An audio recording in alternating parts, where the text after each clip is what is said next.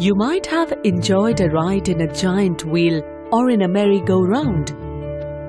The motion of a giant wheel is an example of uniform circular motion.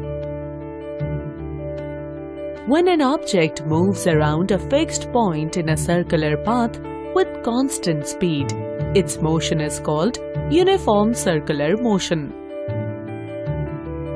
As the direction of motion in uniform circular motion keeps on changing with time, the velocity of the object keeps on changing.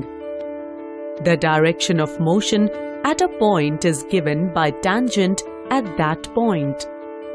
The changing velocity in uniform circular motion shows that the motion is accelerated.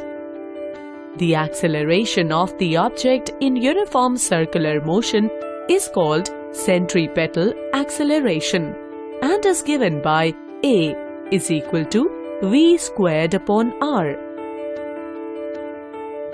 The force required to keep the body in uniform circular motion is called the centripetal force and is given by F is equal to M V squared upon R.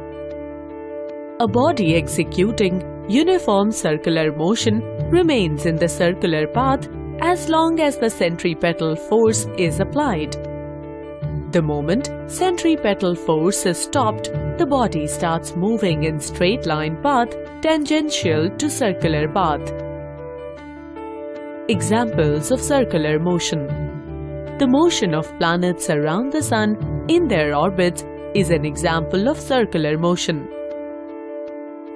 In rotational motion of a body, each particle of the body undergoes uniform circular motion. Motion of a point on the blades of a moving fan and tip of the hand of a clock are also the examples of circular motion.